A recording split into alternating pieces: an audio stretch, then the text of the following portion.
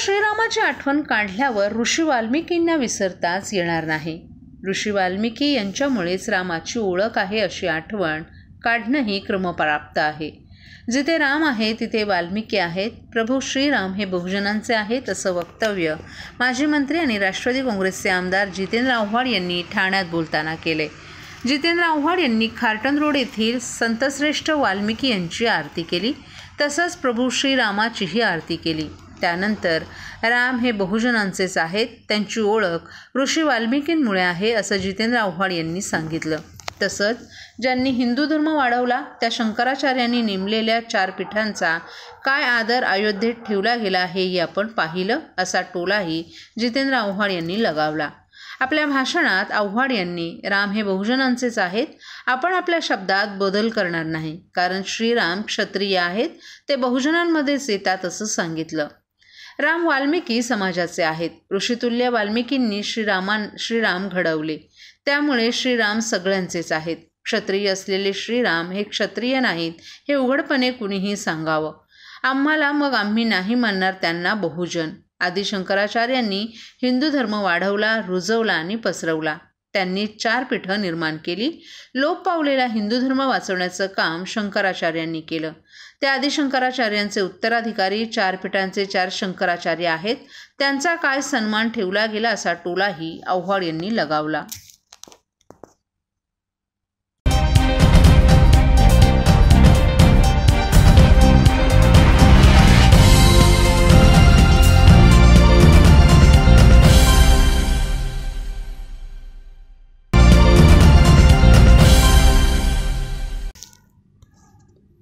काही महिन्यांपासून ठाणे शहरातील विविध भागात हवेतील प्रदूषणाचं प्रमाण अधिक वाढलंय. वाढत्या प्रदूषणामुळे नागरिकांच्या आरोग्यावरही परिणाम होत असून आजारांमध्ये वाढ होते.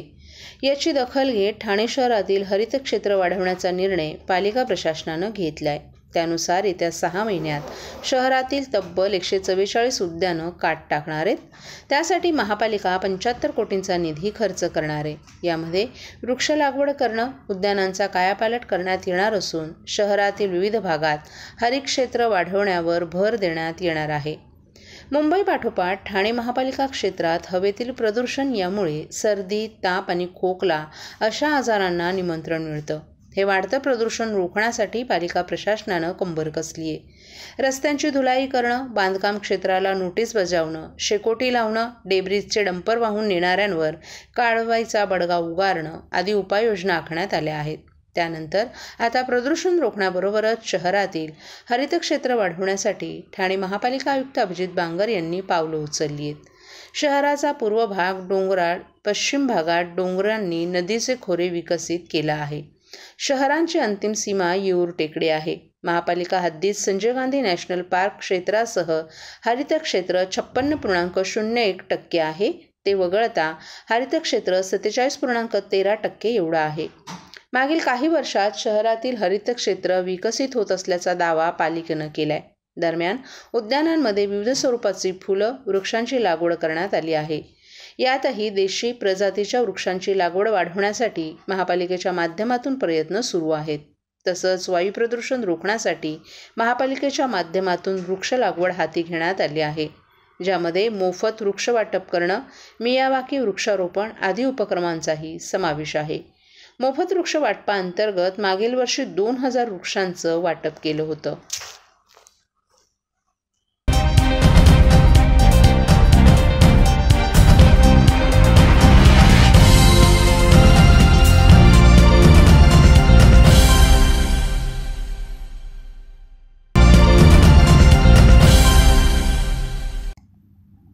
अयोध्येमध्ये प्रभू श्रीरामाचं मंदिर उभं राहिले. सोमवारी प्राणप्रतिष्ठापना सोहळाही झाला. उद्धव ठाकरे काळाराम मंदिरात महाआरती करत आहेत, तर त्यांच्या पक्षाकडून राम मंदिर आंदोलनात सहभागी असलेल्या शिवसेनेतील नेत्यांचाही सन्मान करण्यात आलाय. 1991 उत्तर प्रदेशच्या संपर्क प्रमुख म्हणून जबाबदारी असणाऱ्या माजी खासदार सतीश प्रधान यांची ठाकरे गटाचे नेते खासदार राजन विचारे, जिल्हाप्रमुख केदार दिघे यांनी भेट घेत त्यांचा सन्मान केला. यावेळी प्रधान यांनी जुन्या आठवणींना उजाळा दिला. 6 डिसेंबर 1992ला बाबरी मस्जिद पाडण्यात आली. त्याच्या 2 दिवस आधीच शिवसेना प्रमुख बाळासाहेब ठाकरे यांच्या सूचनेप्रमाणे उत्तर प्रदेशचे संपर्क प्रमुख सतीश प्रधान यांनी उत्तर प्रदेशमध्ये पत्रकार परिषद घेऊन शिवसेना यावेळी प्रतिकात्मक कारसेवा करणार नाही तर प्रत्यक्ष शिवसैनिक आपल्या पद्धतीनं कारसेवा करणार आहेत असं सांगितलं होतं. कारसेवेची जबाबदारी सतीश प्रधान, संभाजीनगरचे शिवसेना खासदार मोरेश्वर सावे तसंच उत्तर प्रदेश विधानसभेचे शिवसेनेचे एकमेव आमदार पवनकुमार पांडे यांच्यावर होती अशी आठवणही यावेळी सांगण्यात आली. मशीद पाडल्यानंतर त्याची जबाबदारी भाजप नेत्यांनी नाकारली. मात्र बाळासाहेब ठाकरे यांनी ही जबाबदारी स्वीकारली. मशीद पाडण्यासंदर्भात गुन्हा दाखल करण्यात आला. त्यामध्ये शिवसेना प्रमुख बाळासाहेब ठाकरे, माजी खासदार सतीश प्रधान, औरंगाबादचे शिवसेनेचे खासदार मोरेश्वर सावे, उत्तर प्रदेशचे शिवसेनेचे आमदार पवनकुमार पांडे यांचा समावेश होता. सतीश प्रधान यांचा सत्कार करण्यात आला. त्यावेळी जिल्हा उपप्रमुख कृष्णकुमार कोळी, शहर प्रमुख प्रदीप शिंदे, शहर उपप्रमुख संतोष शिर्के, माजी नगरसेवक संजय दळवी, विभाग प्रमुख स्वप्नील शिरकर, प्रदीप शेडगे, शाखा प्रमुख अमोल हिंगे, समन्वयक प्रदीप वाघ, ठाणे शहराचे संपर्क प्रमुख सुभाष मस्कर, महिला शहर संघटक प्रमिला भांगे, महिला शहर उपसंघटक मंजिरी ढमाले तसंच शिवसेनेचे इतर पदाधिकारीही उपस्थित होते.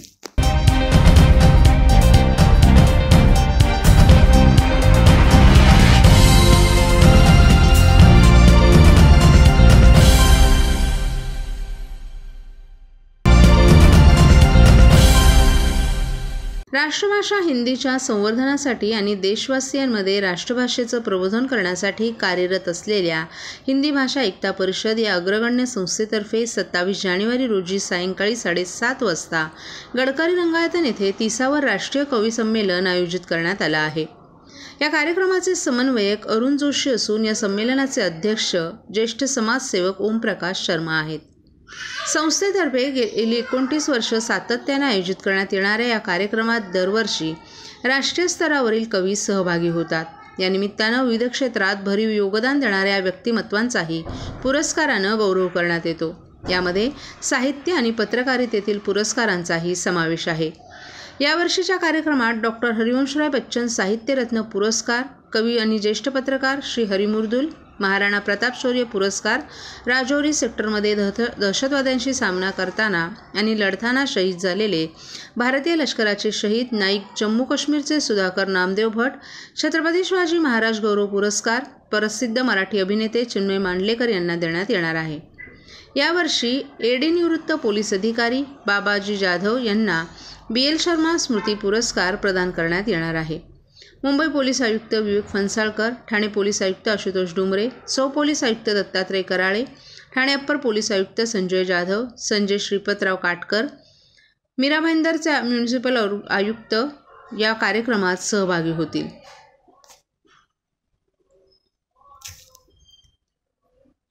इसके प्रेस के बारे में यही बता रहे हैं, जैसे आप सब लोग को पता है कि स्वर्गीय एडवोकेट BL शर्मा पिछले 29 सालों से राष्ट्रीय कवि सम्मेलन का सतत आयोजन करते जा रहे थे.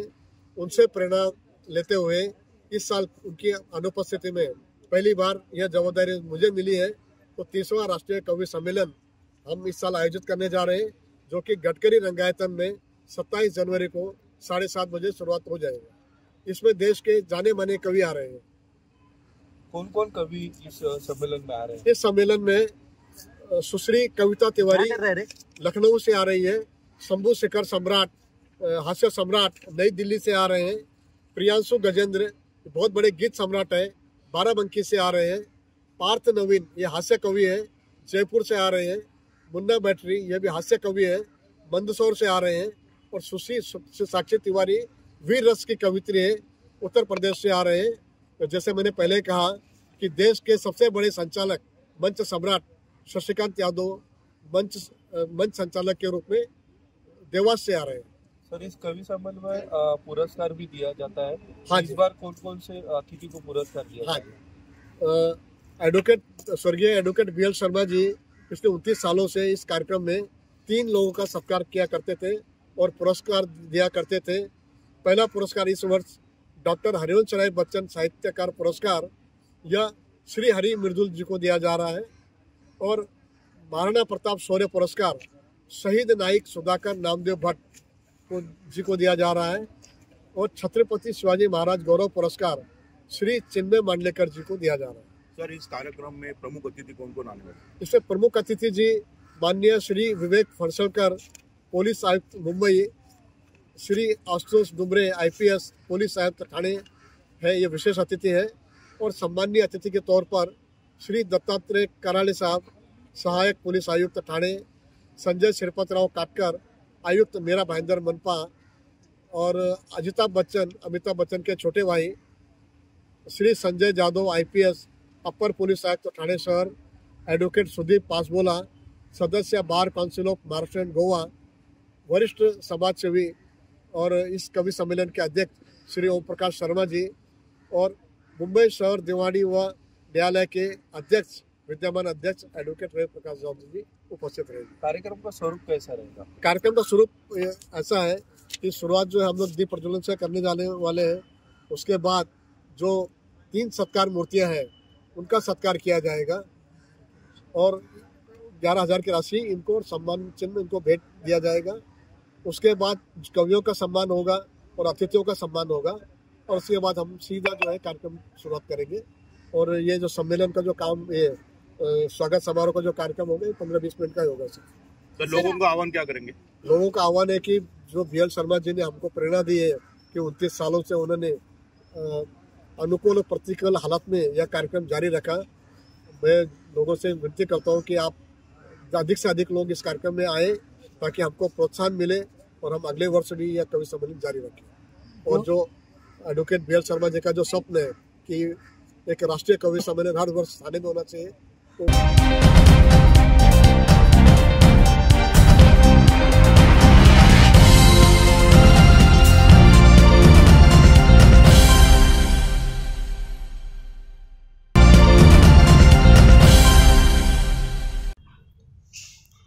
काँग्रेसचे राष्ट्रीय नेते राहुल गांधी यांनी काढलेल्या भारत जोडो न्याय यात्रेदरम्यान आसाम येथे भारतीय जनता पार्टीच्या कार्यकर्त्यांकडून झालेल्या भ्याड हल्ल्याचा ठाणे शहर काँग्रेसच्या वतीनं तीव्र निषेध करण्यात आला। ठाणे शहर जिल्हा काँग्रेसच्या वतीनं स्टेशन रोड येथील काँग्रेस कार्यालयाबाहेर शेकडो कार्यकर्ते एकत्र येत शहर काँग्रेसचे अध्यक्ष ॲडव्होकेट विक्रांत चव्हाण, प्रदेश काँग्रेसचे सरचिटणीस मनोज शिंदे यांच्या नेतृत्वाखाली काँग्रेसचे राष्ट्रीय नेते राहुल गांधी यांनी भारत जोडो न्याय यात्रेदरम्यान आसाम येथे भारतीय जनता पक्षाकडून झालेल्या भ्याड हल्ल्याचा निषेध करत जोरदार घोषणा दिल्या।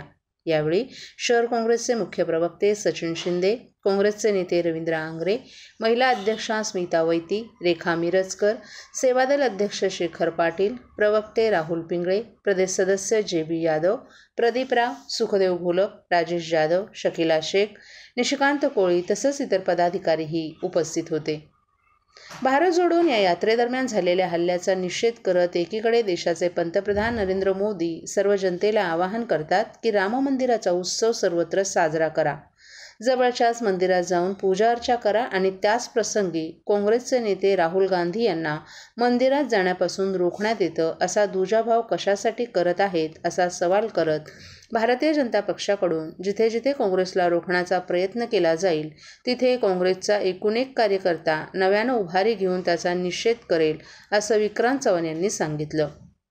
यावेळी महाराष्ट्र प्रदेश काँग्रेसचे सरचिटणीस मनोज शिंदे यांनी राहुल गांधी यांच्या नेतृत्वाखाली निघालेल्या भारत जोडो न्याय यात्रेदरम्यान जनतेकडून मिळत असलेला प्रतिसाद पाहून भारतीय जनता पार्टीचे नेते पूर्णपणे बिथरले असून संविधानात्मक आणि लोकशाही मार्गाने निघालेल्या भारत जोडो न्याय यात्रेदरम्यान झालेला हल्ला म्हणजेच लोकशाही संपवण्याचा डाव असल्याचा आरोप करत त्यांनी कितीही प्रयत्न केले तरी भारत जोडो न्याय यात्रा ही निश्चित केलेला टप्पा पार पडेल असं सांगितलं।